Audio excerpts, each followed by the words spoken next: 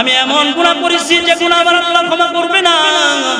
আমার মন কই গুনাহটা আল্লাহ ক্ষমা করবে না।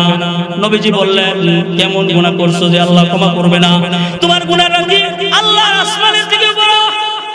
ওই নওজোয়ান যুবক বলে, ইয়া রাসূলুল্লাহ, আমার মন কই আমার গুনাহটা আসমান থেকে বড়।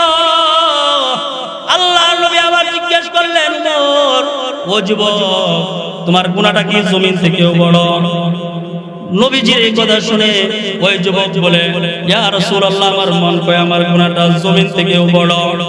আল্লাহ নবী বললেন, আরে যুবক, তাহলে কি আল্লাহর আরশে আসিমের থেকেও তোমার গুনাহটা বড়? ওই নওজোয়ান যুবক সাহাবী বলে, ইয়া রাসূলুল্লাহ, আমার গুনাহটা মন কয় আল্লাহর আরশে আসিমের থেকেও বড়। আল্লাহ নবী আবার জিজ্ঞেস করলেন, ও নওজোয়ান যুবক, তাহলে কি তোমার গুনাহটা আল্লাহর রহমতের থেকেও কি বড়? ওই নওজোয়ান যুবক বলে, ইয়া রাসূলুল্লাহ, আমার মন কয় আমার গুনাহটা আল্লাহর রহমত থেকেও বড়। আমার মন কয় আমার গুনাহটা আল্লাহর রহমত থেকেও বড়। আল্লাহর নবী বললেন, হাল কাতালতা নাফসা, তাহলে কি তুমি কারো হত্যা করে আসছো? কই না। তাহলে কি হাল আশরাকতা বিল্লাহ, তুমি কি আল্লাহর সাথে শিরক করছো? কই শিরকের কোনো গুনাহ আমি করি নাই, হত্যাও করি নাই।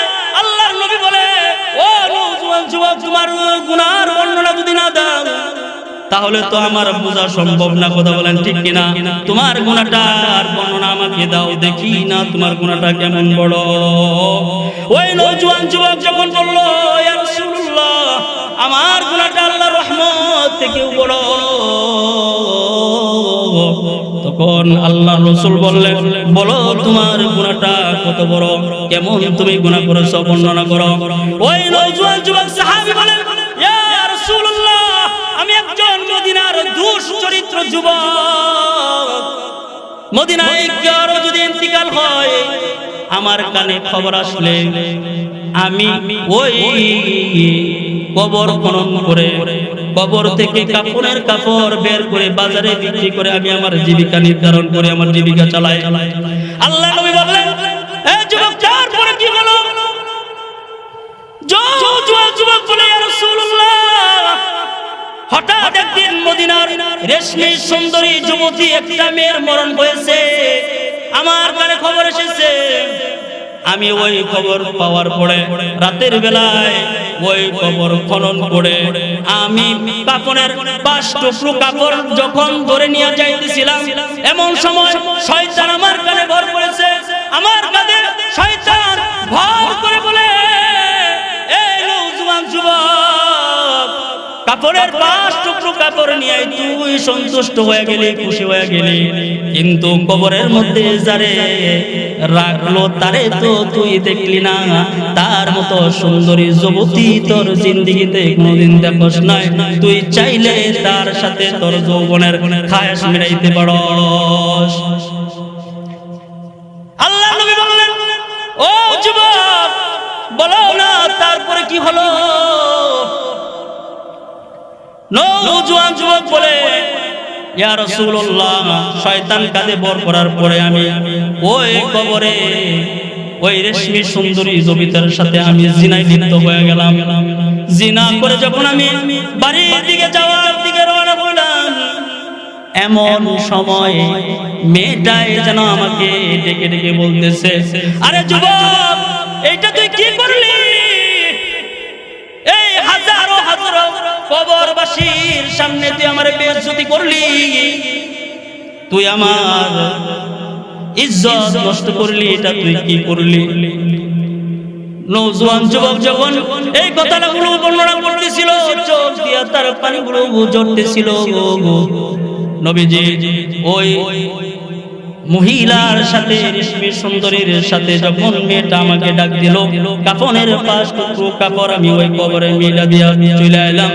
ওই কবরে ওই কাপড়ের কাপড় ফেলাইয়া দিয়া আমি আমার মার কাছে যাই না, আমি আমার বিবির কাছে যাই না, আমি আমার সন্তানের কাছে যাই নাই গো ইয়া রাসূলুল্লাহ।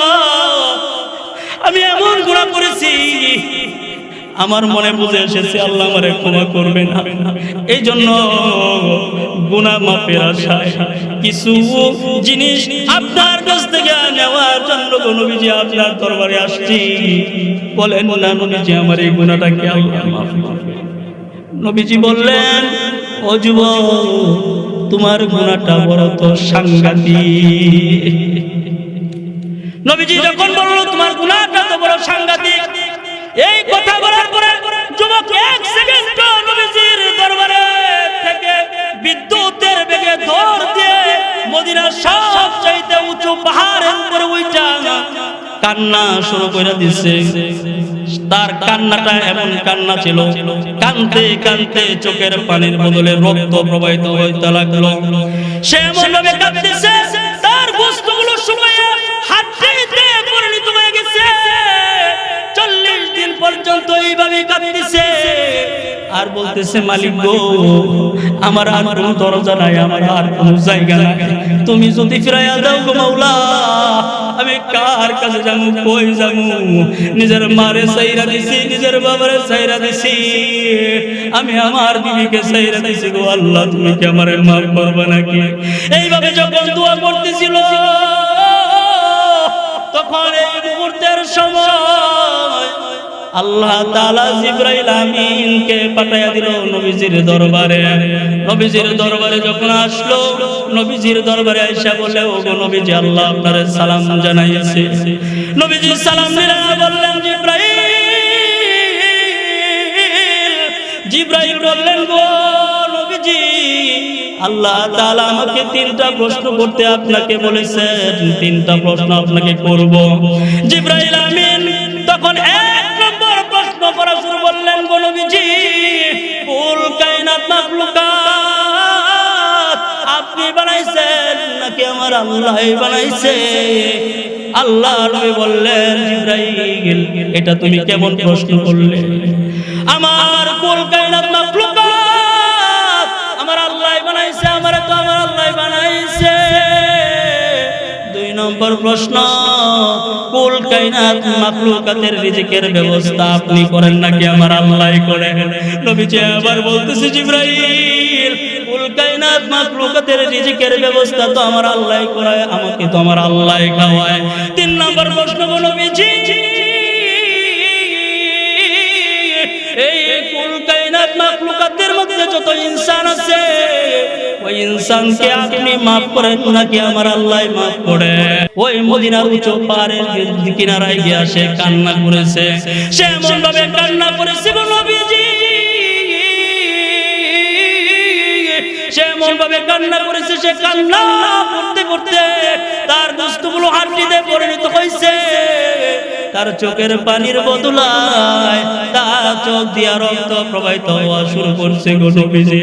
নবীজি আপনি কি তার খবর রাখেন? জিবরাইল আমিনকে নবীজি বললেন, তার খবর তো আমি রাখি না। ওই মদিনার সবচাইতে উঁচু পাহাড়ের উপরে উঠিয়া সে বলা শুরু করছে, আল্লাহ, এর থেকে যদি কোনো বড় পাহাড় থাকতো তোমার কাছে ক্ষমা চাওয়ার জন্য আমি হামাগুড়ি দিয়া উইলেও আমি ওই জায়গায় যাইতাম গো মাওলা। মাওলা, আমার তো আর কোনো যাওয়ার জায়গা নাই গো মাওলা। মাওলা, তুমি যদি তাড়ায়া দাও কার কাছে যাবো গো মাওলা? ও নবীজি, তখন আল্লাহ তাআলা এইভাবে যখন ওই যুবক কাঁদতেছিল, আমার আসমানের মালিক ওই বান্দার সাংঘাতিক গুনাহটাও আমার আল্লাহ মাফ করে দিয়েছে। ওই সাংঘাতিক গুনাহটা আমার আল্লাহ মাফ করে দিয়েছে।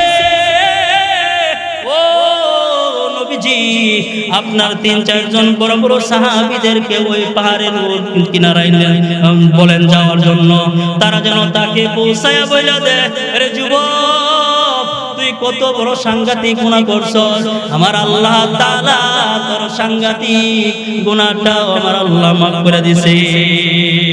এজন্য আল্লাহ তাআলা বলেন, তুস্তাগফিরু রাব্বাকুম ইন্নাহু কানা গাফফারা।